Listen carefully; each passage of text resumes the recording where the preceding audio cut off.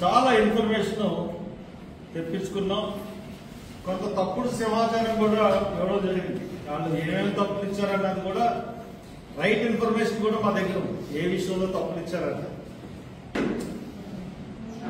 ఇప్పుడు పర్యవేక్షణ సంభవ బెటర్. సిడబ్ల్యూసి పర్యవేక్షణ పోలవరం కట్టడంలో మొత్తం మీద కొంచెం బెటర్ గానే ఉంది. ఈ పర్యవేక్షణ లాస్ట్ టైం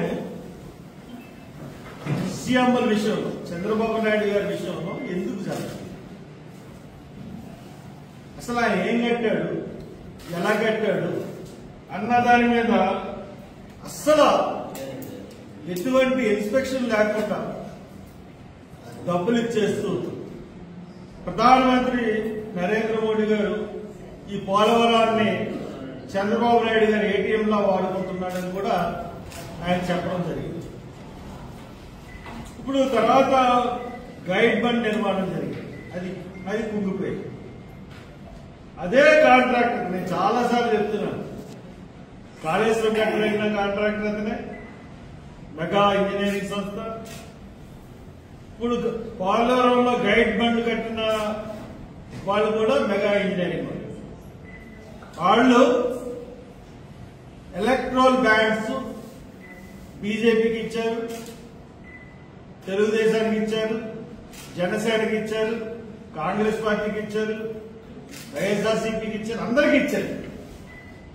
కాబట్టి మళ్ళీ డిఫాల్ట్ లో పెట్టాల్సిన కాంట్రాక్టర్కి మళ్ళీ పోలవరం పనులు అప్పచెప్పారు. ఆయనతో పాటు బేవర్ సంస్థ ఎల్ఎన్టీ కూడా ఉంటాయని చెప్పారు. నేను అడుగుతున్నది ఏంటంటే, అసలు ఇప్పుడు మళ్ళీ డయాఫ్రామ్ వాళ్ళు కడుతున్నారు మళ్ళీ మొదటి నుంచి. అసలు ఫస్ట్ డయాఫ్రామ్ వాళ్ళు పునాదులు ఎక్కడేశారు అంటే, as per the geological survey of India reports ఖచ్చితంగా హార్డ్ రాక్ లోంచి ఈ పునాదులు వేయాలి అన్నది జియోలాజికల్ సర్వే ఆఫ్ ఇండియా వాళ్ళు చెప్పారు. కానీ హార్డ్ రాక్ నుంచి పునాది వేశారు. ఎంత లోతు నుంచి పునాది వేశాడు చంద్రబాబు నాయుడు గారు అన్నది ఇప్పుడు సిడబ్ల్యూసి బయట పెట్టారు. ఎందుకంటే పునాది వేస్తున్నారు కదా, కాబట్టి డెఫినెట్ గా ఎంతవరకు వేస్తారు అన్నది పక్కన కాబట్టి ఈజీగా తెలుసుకో ఎక్కడి నుంచి చేశారు ఏంటారు. కాబట్టి ఆయన ఎక్కడి నుంచి చేశారు, ఎందుకంటే ఇంత నష్టానికి కారణం, ఎందుకంటే డయాఫ్రామ్ వాళ్ళు కొట్టుకుపోయిందంటే దీనికి కారణాలు ఖచ్చితంగా చంద్రబాబు నాయుడు గారే. ఆయన పునాదిని పైన నుంచి చేసుకొచ్చారు, హార్డ్ రాక్ నుంచి కాకుండా, అందువల్ల కొట్టుకుపోయింది. ఒక పునాది వేస్తే, బలమైన పునాది ఉంటే ఎటువంటి వరద వచ్చినా కొట్టుకెళ్ళదు. అది ఇసుక మీద వేస్తే చిన్న వరద వచ్చినా కొట్టుకుపోదు. పోలవరంలో జరిగింది అదే. ఇప్పుడు నేను కొన్ని క్వశ్చన్స్ రైట్ చేస్తున్నాను. దీంట్లో ఈ క్వశ్చన్స్ లో బట్రస్ నిర్మాణంలో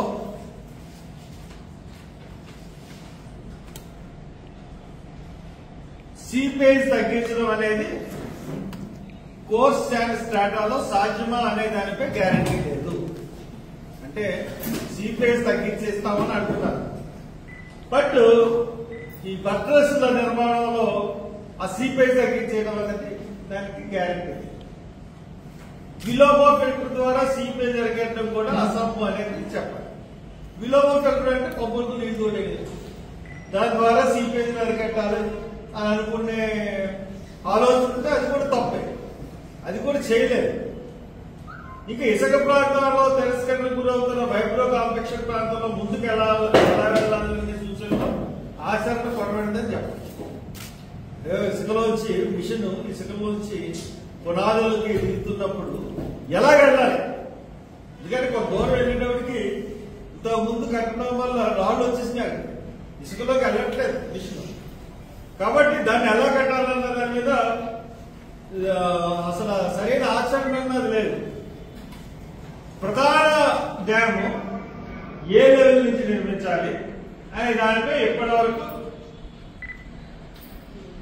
ఎవరు మాట్లాడారు. ప్రధాన డ్యాము ఎక్కడి నుంచి నిర్మించాలి అన్నది మాట్లాడారు.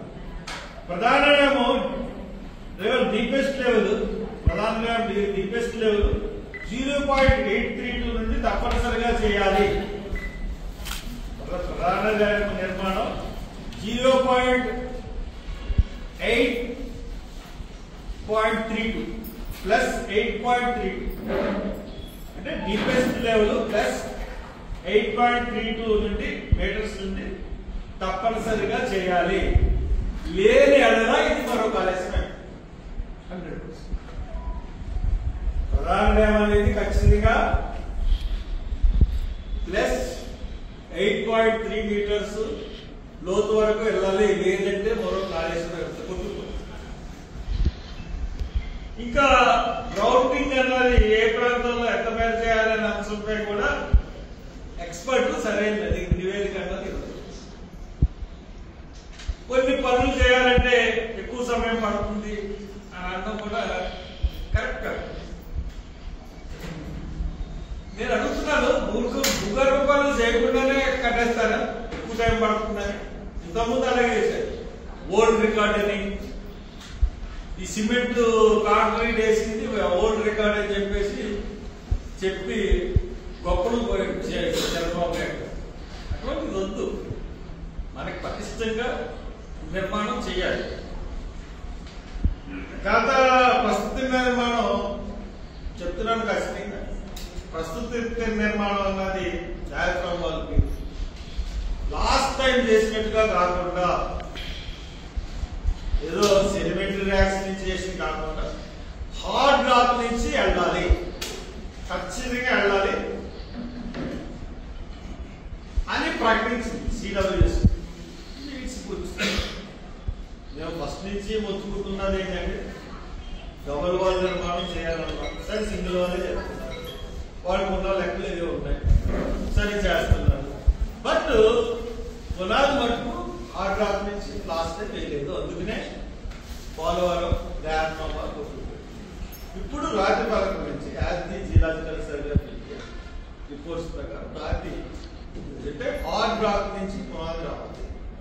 అంతేకాకుండా జియోగ్రాఫికల్ మ్యాప్ ద్వారా అక్కడ పర్వతం కూడా ఉందని లాస్ట్ టైం మీటింగ్ లో చెప్పారు. దాంట్లో సీపేజ్ వచ్చేస్తుంది. దాన్ని ఎలాగా కట్టాలన్నా చెప్పండి. కాబట్టి అన్నిటి మీద నేను రాస్తాను ఈడబ్ల్యూసీకి. మరి మేము ప్రెస్ మీట్లు చెప్పడం వల్ల లేకపోతే మొత్తం మీద